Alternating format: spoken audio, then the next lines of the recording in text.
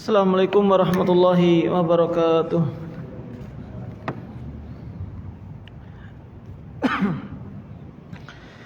Innal hamdalillah nahmaduhu wa nasta'inuhu wa nastaghfiruh wa na'udzu billahi min shururi anfusina wa min sayyiati a'malina. Man yahdihillahu fala mudilla lahu wa man yudlilhu fala hadiya lahu. Wa asyhadu an la ilaha illallah wahdahu la syarika lah wa asyhadu anna Muhammadan abduhu wa rasuluh.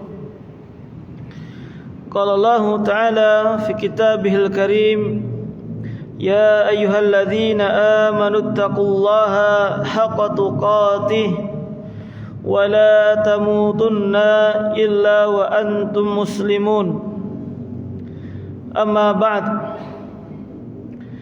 Kaum muslimin, para jamaah yang dirahmati oleh Allah Subhanahu wa taala,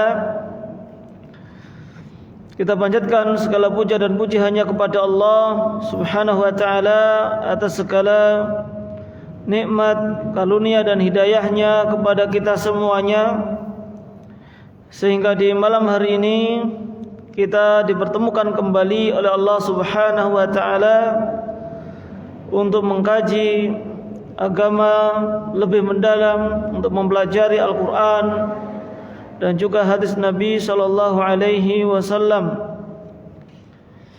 yang mana insyaallah ini merupakan pertemuan terakhir sebelum bulan Ramadan, karena beberapa hari lagi, wa alam apakah hari Sabtu atau Ahad, kita menunggu keputusan pemerintah terlebih dahulu kapan mulai 1 Ramadannya. Dan kita berharap kepada Allah agar kita disampaikan ke dalam bulan Ramadan dalam keadaan bertakwa, menjalankan ketaatan kepada Allah Subhanahu wa taala, sehingga bisa mengerjakan amal ibadah dengan baik di bulan Ramadan ini. Dan selawat dan salam kita sampaikan kepada Nabi kita yang mulia, Nabi Muhammad sallallahu alaihi wasallam, beserta keluarga beliau, sahabat-sahabat beliau, serta orang-orang yang senantiasa mengikuti beliau sampai hari kiamat kelak. Para jamaah yang dirahmati oleh Allah Subhanahu wa taala, pada pembahasan sebelumnya telah kita bahas tentang anwa'us syirki, macam-macam kesyirikan, di mana kesyirikan ada dua, syirkun akbar dan syirkun asghar. Syirik besar yang akan mengeluarkan pelakunya dari agama Islam, dan yang kedua adalah syirkun asghar, syirik kecil yang tidak sampai mengeluarkan pelakunya dari agama Islam, hanya saja mengurangi kesempurnaan tauhidnya. Dan juga bukan berarti ketika ini disebut sebagai syirik kecil kita menyepelekannya, karena sekecil-kecilnya kesyirikan itu tetap lebih berbahaya daripada dosa besar. Dan syirik kecil ada dua. Yang pertama telah kita jelaskan, yaitu syirkun zahir alal lisan wal jawarih, kesyirikan yang nampak dari lisan, ucapan ataupun anggota badan. Dan sekarang kita masuk pada masih syirik zahir, yaitu dari perbuatan. Kalau sebelumnya sudah dibahas dari ucapannya saja. Wa amal af'al, adapun syirik yang berupa perbuatan, fa mithlu lubsil halqah wal khayti li raf'il bala au daf'ihi, seperti orang yang mengenakan gelang atau kalung atau benang atau tali dan sejenisnya, tujuannya adalah untuk mengangkat bala, musibah, bencana, atau untuk menolaknya, baik itu bala yang sudah ada ingin diangkat atau biar terhindar dari bencana. Dan ini berarti dia telah menggunakan ya jimat, entah itu berbentuk raja ataupun yang lainnya. Di dalam hadis Nabi sallallahu alaihi wasallam mengatakan, "Man ta'allaqa tamimatan faqad asyrak." Barang siapa yang menggantungkan, mengikatkan jimat, maka dia telah berbuat kesyirikan. Apapun itu bentuknya. Kadang orang mau bangun rumah, biasanya di atapnya itu dikasih kain, misalkan ada warnanya merah, ada warnanya putih. Atau karena Nusantara pas bapak-bapak itu ya, kebanyakan warnanya merah atau putih. Ya biar rumahnya itu dijaga. Nah, siapa yang jaga? Kalau dia menginginkan agar dijaga oleh Allah Subhanahu wa taala, ya berarti seharusnya dia memperbanyak amal ibadah, berdoa kepada Allah. Nah, ketika seorang menggantungkan jimat tadi, mereka mengatakan ini diantara akhdul asbab, di antara bentuk mencari sebab, di antara bentuk usaha untuk terbebas dari segala keburukan tadi. Memang kita diperintahkan untuk mencari sebab, tapi sebab yang bisa menghilangkan atau mengangkat musibah itu ada dua. Satu sebab syar'i dan sebab kauni. Nah, sebab syar'i ya kalau ada dalilnya, ada hadisnya, ada Al-Qur'annya. Kalau sebab kauni, ya ini sebab yang bisa diteliti, bisa dijelaskan secara ilmiah, baik itu kedokteran ataupun yang lainnya. Pengen bangun rumah supaya nanti nggak roboh, pondasinya dikuatkan, bahannya yang bagus. Ini secara teknik pun juga semua mengatakan harus bagus. Maka ini sebab kauni. Berarti dia mencari sebab, tapi sebab kauni. Adapun sebab syar'inya ya dia berdoa.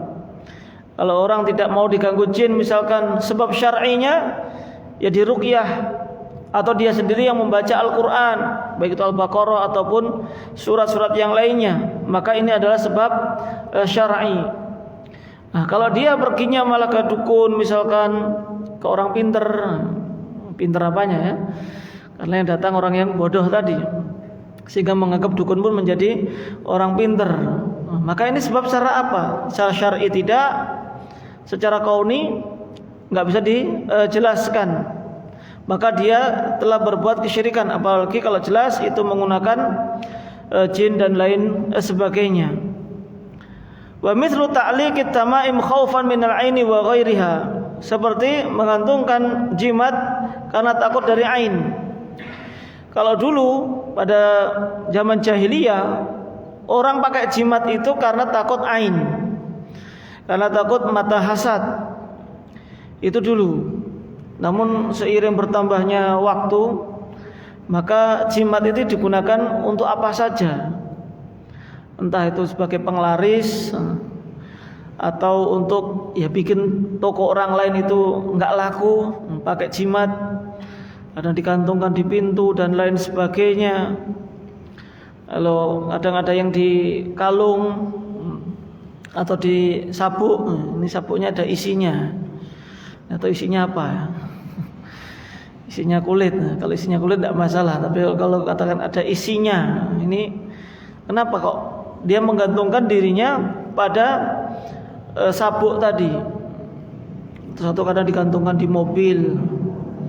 Nah, kalau dia meyakini bahwasanya itu semuanya jimat-jimat tadi itu hanya sebab saja, mereka tetap berkeyakinan bahwasanya yang bisa menolak madarat adalah Tuhan atau Allah Subhanahu wa taala, yang bisa mendatangkan manfaat tetap Allah Subhanahu wa taala.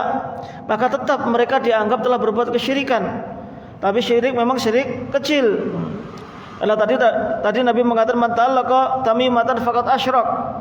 Barang siapa yang menggantungkan, mengikatkan jimat, dia telah berbuat kesyirikan. Tapi kalau dia berkeyakinan bahwasanya yang bisa menolak madarat adalah jimatnya tadi, berarti dia telah berbuat kesyirikan, dan ini syirik besar. Jadi ada tingkatannya bagaimana dia keyakinan terhadap benda tadi. Kalau sebagai sebab maka syirik kecil. dan itu pun tetap tidak diperbolehkan. Kenapa? Li'anna Allah lam yaj'al hadhihi asbaban. Karena Allah Subhanahu wa taala tidak pernah menjadikan benda-benda tadi itu sebagai jimat. Tidak pernah. Tidak ada dalilnya bahwa jimat-jimat tadi akan bisa menolak madarat. Apalagi biasanya jimat-jimat tadi kalau ada tulisannya pasti nggak jelas, nggak bisa dibaca. Meskipun kelihatannya adalah tulisan Arab, tetap itu adalah jimat yang tidak diperbolehkan di dalam syariat. Amma in i'taqada annaha tadfa'u aw tarfa'ul bala' bi nafsiha fa hadha syirkun akbar li'annahu ta'allaqa bi ghairillah. Itu adapun dia kalau berkeyakinan bahwasanya jimat-jimat tadi bisa menolak atau mengangkat musibah dengan sendirinya benda-benda tadi itu, fahada syirkun akbar, maka ini masuk ke dalam kesyirikan besar karena dia menggantungkan hidupnya, keselamatannya kepada selain Allah Subhanahu wa taala. Ya meskipun kalau orang muslim lisan mereka enggak ada yang mengatakan saya menggantungkan pada benda ini, enggak ada. Enggak tahu kalau keyakinannya. Tapi kalau ditanya, saya enggak menggantungkan, ini hanya sebagai sebab saja. Meskipun mereka mengatakan hanya sebagai sebab, itu tetap tidak diperbolehkan. Kemudian al-qismu tsani minasyirkil asghar. Bagian kedua dari syirik kecil adalah syirkun khafiyun, wa huwa syirku fil iradati wan niyat. Syirik yang tersembunyi, yaitu kesyirikan dalam keinginan dan niat. Ini tersembunyi, tidak terlihat, tidak terucap. Karya wa sum'ah, seperti riya atau pamer, mengerjakan sesuatu agar dilihat oleh orang lain, itu riya. Adapun sum'ah, dia sudah mengerjakan amal ibadah tapi diceritakan, artinya orang lain enggak melihat langsung tapi mendengarkan dari cerita kita. Ini dia telah berbuat kesyirikan meskipun syirik kecil. Ka'an ya'mala amalan mimma yataqarrabu bihi ilallah yuridu bi thana'an nas alaihi. Seperti seorang yang mengerjakan suatu amalan yang seharusnya ini mendekatkan diri dia kepada Allah karena bentuknya ibadah, tapi dia mengerjakannya untuk mendapatkan pujian dari manusia. Ka'annahu yuhsinu salatahu, seolah-olah dia memperbagus salatnya. Pas salat, calon mertua datang, atau bahkan mertuanya salat di sampingnya biar tambah dipuji, wah mantu saya ini masya Allah. Atau atasannya misalkan, dia memperbagus salatnya. Au yatasaddaq, atau ketika bersedekah. Apalagi bulan Ramadan ini sangat rawan untuk riya ketika bersedekah. Apalagi kadang kalau nama-nama orang yang bersedekah, para donatur namanya ditampilkan semuanya. Alhamdulillah sudah dapat sekian puluh juta, yang nyumbang si fulan 100.000, fulan 2 juta. Wah, ini semuanya orang sudah masuk semua, tinggal saya yang belum ini. Nanti kalau dipertanyakan gak enak, ya sudah nama saya biar ada di list, di daftar donatur tadi. Berarti dia niatnya bukan karena Allah Subhanahu wa ta'ala. Ya meskipun asalnya ya boleh juga ya sedekah dilihat oleh orang lain, itu boleh selama dia bisa menjaga niatnya. Tapi asalnya yang lebih baik adalah tidak menyembunyikannya. Intu bersedekati fa ni'mahi. Kalau engkau menampakkan sedekah, ya ini suatu kenikmatan. Kalau memang tujuannya jelas agar orang lain itu tergerak hatinya. Mungkin terkenal si fulan itu orangnya mampu tapi enggak pernah mau bantu orang lain. Ada orang datang pun sering ditolak. Maka kita sedekah supaya orang lain tadi melihat, biar mau ikut sedekah. Namun ya ini benar-benar tipis antara ikhlas dengan riya. Harus benar-benar menjaga terus. Tadi itu niatnya harus benar-benar agar orang lain itu menyontohnya. Jangan sampai keikhlasan tadi hilang, karena memang awalnya isi ikhlas, cuma akhirnya bisa berubah niat itu.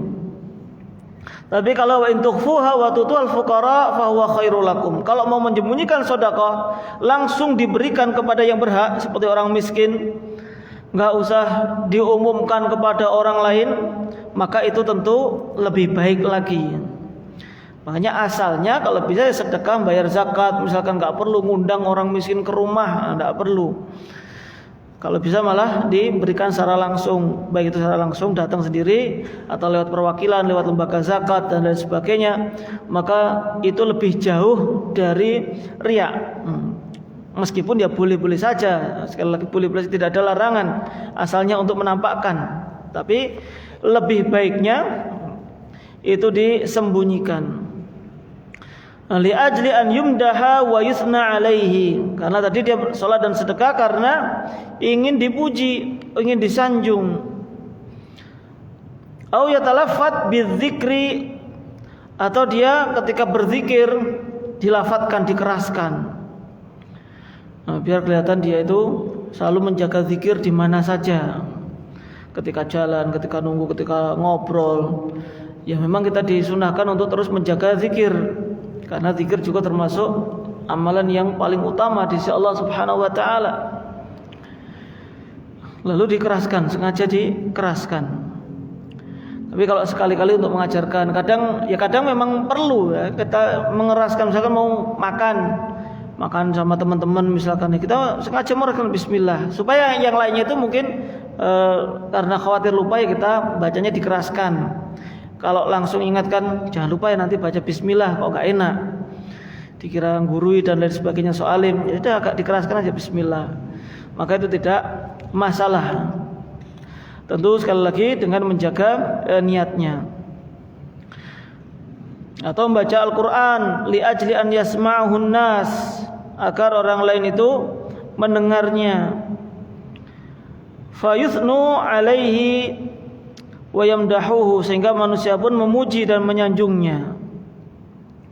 Wariya'u idza khalatal amala abtalahu. Riya itu pamer tadi, kalau bercampur dengan suatu amalan maka akan membatalkan pahala dari amalan tadi. Sebagaimana firman Allah Subhanahu wa taala surat Al-Kahfi 110, itu ayat yang terakhir dalam surat Al-Kahfi.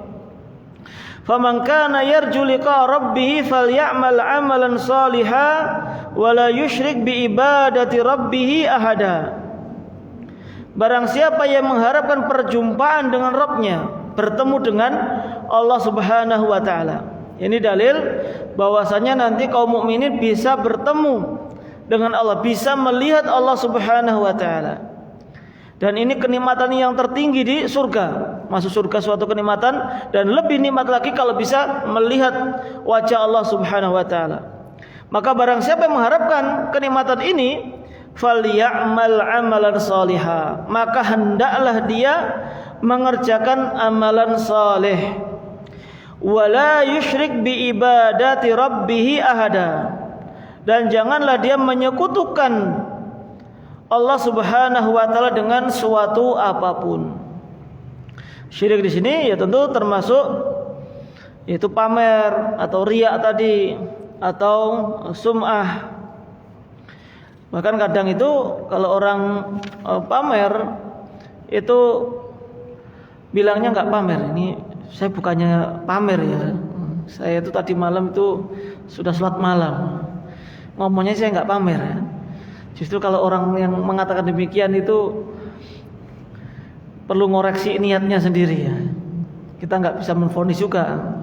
Ya kadang ya bukannya pamer ya. Kemarin itu setelah saya sedekah itu Allah langsung mengganti dengan cash.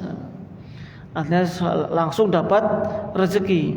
Ya awalnya sih dimukadimai dengan bukannya saya pamer. Ini mirip ucapan ya, bukannya sombong ya. Saya kalau Ramadan itu pasti khatam 5 kali. Ini yang ngomongnya sih nggak sombong, tapi yang nggak tahu dalam hatinya. Justru itu indikasi. Saya katakan itu indikasi. Apalagi kalau dia sendiri yang menceritakan. Beda kalau ditanya ya.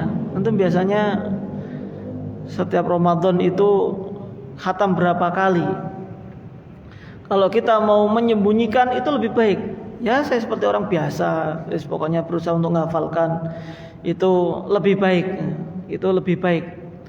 Kalau sekedar memotivasi orang lain, kalau bisa itu cari contoh yang lain juga, para ulama, baik itu yang sudah meninggal ataupun yang masih hidup. Itu lebih baik ketika memberikan contoh motivasi kepada orang lain. Itu lebih baik.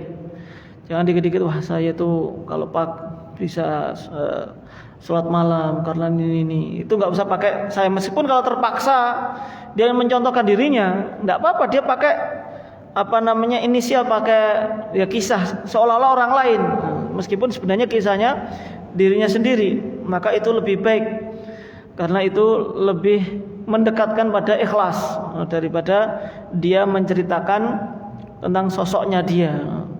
Oh saya kalau ini. Nah, itu lebih baik dihindari. Dan Nabi sallallahu alaihi wasallam bersabda, "Akhwafu ma akhafu alaikum asyirkul asghar." Yaitu kesyirikan yang paling aku takutkan, aku khawatirkan menimpa kalian adalah syirik kecil. Tidak ada yang lebih aku takutkan menimpa kalian dibandingkan dengan syirik kecil. Qalu ya Rasulullah, maka para sahabat bertanya, wahai Rasulullah, wa ma syirkul asghar? Apa yang dimaksud dengan syirik kecil ini? Maka Rasulullah mengatakan ar-riya. Pamer tadi, pengen dilihat oleh orang lain. Loh, kenapa di sini Rasulullah kok tidak mengatakan saya khawatir kalian itu takut jatuh dalam syirik besar? Padahal jelas kita mengetahui bahwa syirik besar itu dosanya lebih besar daripada syirik kecil. Ya, namanya saja syirik besar, sama-sama syiriknya, berarti yang syirik besar pasti dosanya lebih besar daripada syirik kecil. Tapi kenapa yang dikhawatirkan oleh Nabi di sini justru syirik kecil? Tentu di sini pembicaraannya, mukhatabnya, orang yang diajak bicara adalah para sahabat atau umatnya Nabi Muhammad SAW, yang mana mereka pada asalnya sudah di atas akidah yang benar. Jadi kalau para sahabat itu bukan berarti mereka maksum ya, mereka berbuat kesalahan, mereka juga berbuat dosa. Tapi dosa mereka ya umumnya dalam ibadah atau tidak sampai pada akidah. Meskipun sampai ada yang berbuat zina itu pun juga ada. Tapi masalah akidah mereka kuat, sehingga Rasulullah tidak begitu mengkhawatirkan akidahnya para sahabat karena mereka sudah kokoh akidahnya. Justru ketika orang yang berada di atas akidah yang benar, atau bahkan mungkin merasa di atas akidah yang benar, kalau bisa jadi dia hanya merasa saja, sehingga ada akidahnya mungkin masih perlu dikoreksi dan lain sebagainya. Justru ketika orang yang menganggap dirinya sudah di atas agama yang benar, bisa jadi dia jatuh ke dalam syirik kecil ini. Sehingga inilah yang lebih ditakutkan oleh Nabi SAW menimpa sahabatnya. Itu saking besarnya. Karena tadi sekali hanya ada benang tipis yang memisahkan keduanya, antara ikhlas dengan riya tadi. Dan mungkin namanya syirik kecil ini tidak ada dari kita yang selamat dari yang namanya syirik kecil ini. Semuanya pasti kena syirik kecil. Pernah lah, minimal pernah melakukan syirik kecil. Kan dulu awal ngaji atau bahkan mungkin sekarang pengen baca Al-Qur'annya bagus, pengen sholatnya bagus, pengen sedekahnya dipuji oleh orang lain, bahkan pengen penampilannya bagus biar dianggap nyunah dan lain sebagainya. Itu mungkin akan menimpa kita semuanya. Enggak ada dari kita yang selamat dari yang namanya syirik kecil ini. Sehingga ini sangat dikhawatirkan oleh Nabi sallallahu alaihi wasallam. Dan ini tadi dijelaskan kenapa syirik tadi sangat dikhawatirkan, karena akan membatalkan amal ibadah seseorang. Kalau orang mengerjakan sholat sejak awal sudah takbiratul ihram, Allahu Akbar, sudah dikhusuk-khusukkan karena pengen dilihat oleh orang lain, maka seluruh sholatnya itu riya. Kalau dia tidak bertobat, ya maka batal. Kalau sudah sholat Allahu Akbar, rakaat pertama, rakaat kedua, misalkan ini sholat isya, rakaat ketiga masih ikhlas, rakaat keempat pas mau salam lihat ada yang lewat atau pas di samping kita yang masbuk, tapi ya tadi orang yang kita segani, sehingga kita memperbagus sholat kita, ingin dilihat orang lain. Meskipun dia riaknya itu di akhir-akhir sholat, maka seluruh sholatnya itu menjadi batal. Artinya di sini tidak berpahala, menjadi tidak berpahala, pahalanya menjadi hangus semuanya. Ya, karena sholat itu dari takbiratul ihram sampai salam itu satu kesatuan, satu kesatuan. Kalau satunya batal, ya batal semuanya. Beda kalau misalkan sedekah, nanti ketika Ramadan dia punya azam setiap hari sedekah misalkan 10.000. Ramadan pertama 10.000, Ramadan kedua 10.000 dan seterusnya. Itu sudah ikhlas, berusaha masukkan kotak infak, tidak ada yang mengetahui, atau transfer tidak ada yang mengetahui. Pas hari ke-15 misalkan, pas infak masukkan ke dalam kotak, ingin dilihat oleh orang lain sengaja. Ini biar dipuji. Maka yang menjadi batal hanya yang ketika ingin dilihat tadi. Adapun puasa pertama sampai puasa ke-14 atau hari ke-14, kalau memang masih ikhlas semuanya, maka tetap mendapatkan pahala. Sehingga yang menjadi batal tadi hanya hari yang ke-15 saja. Tapi kalau pas hari ke-15, ya pas infak sih nggak ada yang tahu. Tapi saya itu kalau infak itu nggak mau ada orang tahu. Makanya selama ini kalau saya infak itu selalu sembunyi-sembunyi. Padahal pas infak itu sudah benar sembunyi ya. Tapi kok sekarang diceritakan ngapain gitu. Berarti sudah nggak jadi sembunyi-sembunyi lagi. Padahal sudah ikhlas. Saya itu kalau sholat malam itu nunggu orang lain nggak ada yang tahu, biar saya ikhlas. Bisa jadi ceritanya dia itu menunjukkan dia tidak ikhlas. Pamer kalau dia itu ikhlas. Apa istilahnya ya? Dia sebenarnya sudah berusaha ikhlas, tapi hanya dipamerkan keikhlasannya tadi. Maka itu juga lebih berbahaya lagi. Wa minhu, dan juga diantaranya bentuk syirik kecil adalah al-amalu li ajri tama' ad-dunyawi, beramal karena tamak terhadap dunia, terhadap harta. Kaman yahujju au yu'adzinu au ya'ummun nasa li ajril mal au yata'allamu al-ilma syar'iyya au yujahidu li ajril mal. Seperti orang yang berhaji atau adzan atau ngimami manusia semata-mata karena harta. Tujuan utamanya adalah harta. Namun kalau dia mengiringi asalnya adalah ikhlas, namun dengan keikhlasan tersebut dia haji juga diniati bisnis sekalian, tapi bukan tujuan utamanya. Mumpung ke Mekah, dia tujuannya adalah ya pengen haji, nanti kulaan barang, atau dari rumah sudah bawa barang nanti dijual di sana, memanfaatkan momen, maka itu juga tidak masalah.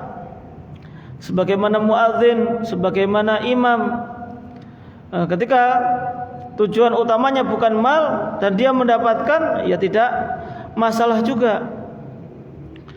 Begitu pula an yata'allamal ilma syar'i, belajar ilmu syar'i, belajar agama. Wah, sekarang ini kayaknya pekerjaan yang prospek itu justru ustadz misalkan, menyampaikan agama, ngajar agama atau ngisi kajian atau ngajar di pondok. Ya, karena memang kenyataannya sekarang ini kalau ngelamar di pondok ngajar itu sangat dibutuhkan. Bahkan pondok-pondok pun itu semakin kekurangan pengajar.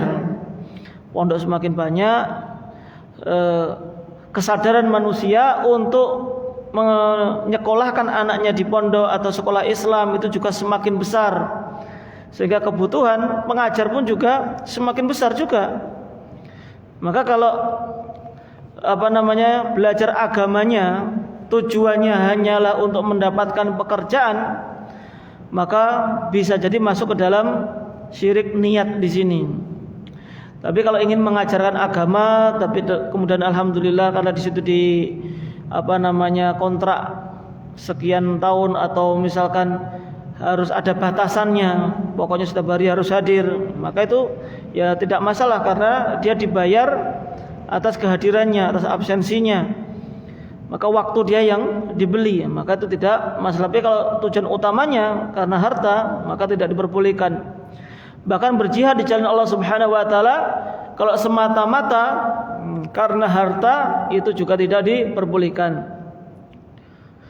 Karena Nabi sallallahu alaihi wasallam bersabda, "Ta'isa abdud dinar wa ta'isa abdud dirham wa ta'isa abdul khamisah wa ta'isa abdul khamilah in u'tiya radiya wa illam yu'ta sakhita." Sungguh celaka hambanya dinar, yaitu pemburu dinar, pemburu dirham. Tujuan apa-apanya untuk dunia, tujuannya ibadah itu adalah untuk dunia tadi, pengen mengumpulkan harta saja, bahkan dalam ibadah pun inginnya adalah dunia. Maka sungguh celaka hamba pakaian yang mewah, artinya tujuannya adalah untuk mendapatkan harta tadi. Sehingga in u'tiya radiya wa in lam yu'ta sakhit. Kalau dia diberikan ya senang sama orang berikan, kalau enggak diberikan maka dia akan murka. Karena semuanya tadi tujuannya adalah dunia. Padahal tadi adalah ibadah-ibadah. Nah, berarti di sini juga masuk di dalamnya. Ya ketika dia bersedekah tapi niatnya adalah untuk mendapatkan tambahan. Memang di dalam syariat, di dalam Al-Quran, di dalam hadis Nabi disebutkan untuk memotivasi orang lain bersedekah, maka Allah akan melipat gandakan sampai 700 kali lipat.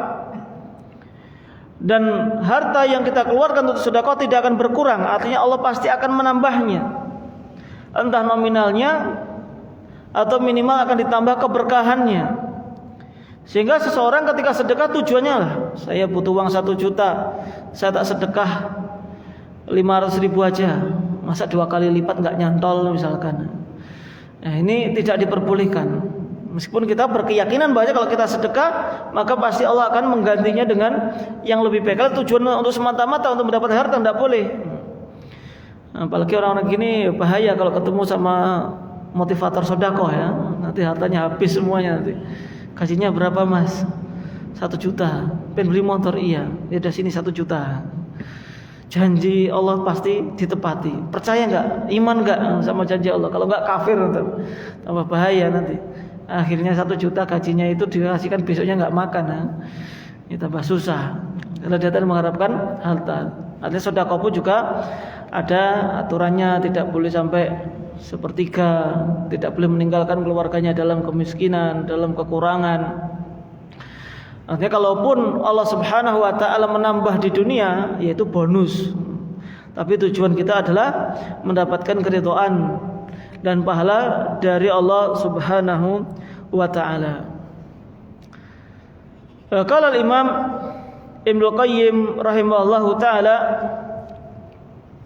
wa amma syirku fil iradati wan niyat, adapun kesyirikan dalam kehendak dan niat, fadzalikal bahrul ladzi la sahilalah, maka itu seperti lautan yang tidak memiliki tepi saking luasnya. Wa qalla man yanju minhu, dan sedikit sekali yang bisa selamat dari syirik niat ini, syirik keinginan ini tadi. Ya karena bagaimanapun juga kita sering muncul niat seperti ini, tujuan seperti ini untuk harta dalam beribadah tadi. Faman arada bi amalihi ghaira wajhillah, dan barang siapa yang menginginkan dari amalnya tadi selain wajah Allah, wa nawa syai'an ghaira taqarrubi ilaihi wa talabal jazaa'i minhu, dan dia meniatkan selain mendekatkan diri kepada Allah, dia hanya minta balasan itu di dunia. Faqad asyraka fi niyatihi wa iradatihi, maka dia telah berbuat kesyirikan pada niatnya dan keinginannya. Wa hadhihi al-hanifiyatu millatu Ibrahim allati amara Allah biha ibadahu kullahum, maka inilah agama lurus, agamanya Nabi Ibrahim, yang mana Allah Subhanahu wa taala memerintahkan hamba-hambanya semuanya untuk mengikhlaskan ibadah hanya kepada Allah. Wala yuqbalu min ahadin ghairuha, dan tidak ada ibadah yang diterima dari seorang hamba selain ibadah yang ditujukan hanya untuk Allah Subhanahu wa taala. Wa hiya haqiqatul Islam, dan inilah hakikat dari agama Islam. Kama qala ta'ala, sebagaimana firman Allah Subhanahu wa taala dalam surat Al-Imran 85, wa may yabtaghi ghairal islami dinan falan yuqbala minhu wa huwa fil akhirati minal khasirin. Barang siapa yang mencari selain Islam sebagai agama, maka dia tidak akan pernah diterima, dan di akhirat dia termasuk orang-orang yang merugi. Artinya karena dia itu meniatkan ibadahnya bukan karena Allah, tapi bukan dunia.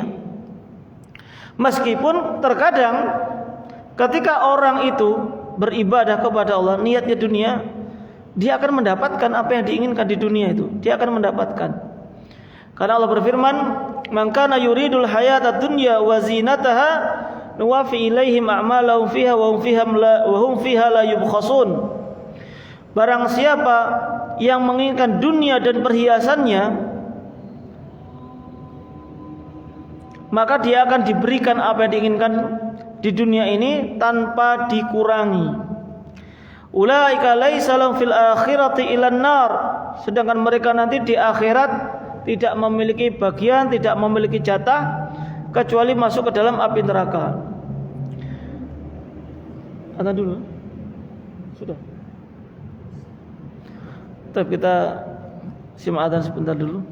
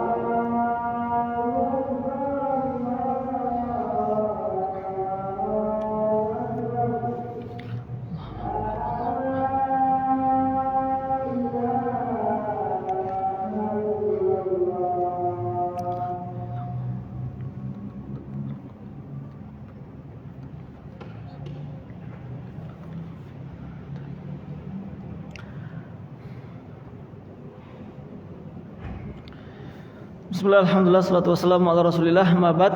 Sedikit kita lanjutkan, yaitu tadi firman Allah subhanahu wa ta'ala dalam surat Hud ayat yang ke-14-15 insyaAllah. Itu man kana yuridul hayata dunya wa zinataha wa fi ilaihim a'malahum fiha wa hum fiha la yubkhasun. Barang siapa yang mengharapkan kehidupan dunia dan perhiasannya, maka akan diberikan apa yang mereka inginkan di dunia ini tanpa dikurangi sedikit pun. Ibnu Abbas radhiyallahu anhuma dan Mujahid menafsirkan yang dimaksud dalam ayat ini adalah barang siapa yang mengerjakan amal ibadah, baik itu puasa, salat, sedekah atau zakat, namun dia mengharapkan balasan di dunia, maka Allah subhanahu wa ta'ala akan memberikan balasan tersebut. Namun di akhirat mereka tidak akan mendapatkan apa-apa. Pahalanya itu tidak dapat, bahkan bisa jadi dia akan dimasukkan ke dalam api neraka. Disebabkan karena tadi dia salah niatnya ketika beribadah kepada Allah subhanahu wa ta'ala, yaitu syirik iradah, syirik niyah. Berarti apapun amal ibadah kita, tata caranya sudah benar, sudah sesuai dengan tuntunan Rasulullah, tapi ternyata niatnya itu yang salah. Wa hiya millatu Ibrahim alaihissalam allati man raghiba anha fahuwa min asfahis sufaha. Dan inilah agamanya Nabi Ibrahim alaihissalam, yang mana barang siapa yang tidak menyukainya, maka dia adalah min asfais sufaha. Sufaha jamak dari safih, yaitu ya dungu atau tolol bahasa kitanya mungkin. Artinya ini lebih parah daripada sekedar orang yang bodoh. Barang siapa yang tidak mau mengikuti agamanya Nabi Ibrahim dan juga agamanya Nabi sallallahu alaihi wasallam. Wa yatakhallas mimma marra anna hunaka furuqan baina syirkil akbari wal asghar. Dan kesimpulan dari apa yang sudah dijelaskan, di sana ada perbedaan antara kesyirikan atau syirik besar dan syirik kecil. Yaitu yang pertama, asyirkul akbar yukhriju minal millah. Syirik besar mengeluarkan pelakunya dari agama. Wa syirkul asghar la yukhriju minal millah. Syirik kecil tidak mengeluarkan dari agama Islam. Lakinnahu yungkisut tauhid, akan tetapi mengurangi kesempurnaan tauhid, dia tetap mendapatkan dosa. Dan yang kedua, asyirkul akbaru yukhalladu sahibu finnar. Syirik besar pelakunya akan dikekalkan di dalam api neraka. Wa syirkul asghar la yukhalladu sahibuhu fiha indakhalaha. Sedangkan syirik kecil, maka pelakunya tidak kekal di dalam api neraka kalau dia masuk ke dalam api neraka. Adapun di sini ya khilaf sebenarnya. Kalau Syekhul Islam Ibnu Taimiyah rahimahullahu taala menjelaskan syirik besar atau syirik kecil itu sama-sama tidak diampuni oleh Allah kalau dia tidak bertaubat. Yang ketiga, asyirkul akbar yuhbitu jami'al a'mal. Syirik besar akan menghanguskan seluruh amal, baik itu sholatnya, padahal dia syiriknya cuma sekali saja, tapi puasanya, zakatnya, sholatnya, itu semuanya menjadi batal. Wa syirkul asghar la yuhbitu jami'al a'mal. Syirik kecil tidak menghanguskan seluruh amal. Wa innama yuhbitur riya'u wal amalu li ajli dunya al amal alladhi khalatahu faqat. Akan tetapi riya tadi dan amalan yang ditujukan untuk dunia hanya membatalkan, menghilangkan pahala amalan itu yang tercampur dengan riya saja. Adapun amalan yang lainnya maka tetap mendapatkan pahala. Yang keempat, asyirku al-akbar yubihud dama wal mal. Syirik besar menghalalkan darah dan juga harta. Ya, karena mereka berhak untuk diperangi. Ya, sekali lagi di sini perangi kalau tidak bisa kita terapkan karena kita bukan pemerintah, tidak memiliki kekuasaan. Ini tidak boleh kita mencobai orang berbuat kesyirikan meskipun syirik besar langsung kita halalkan darahnya. Sedangkan syirkul asghar la yubihuhuma, syirik kecil tidak menjadikan darah dan harta pelakunya menjadi halal untuk diperangi.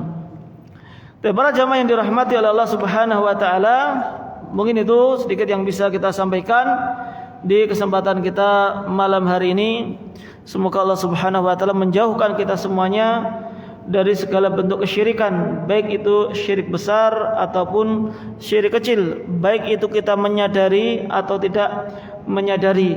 Dan semoga Allah menjadikan kita semuanya termasuk ahli tauhid di atas akidah yang benar, akidahnya Rasulullah sallallahu alaihi wasallam dan juga para sahabat.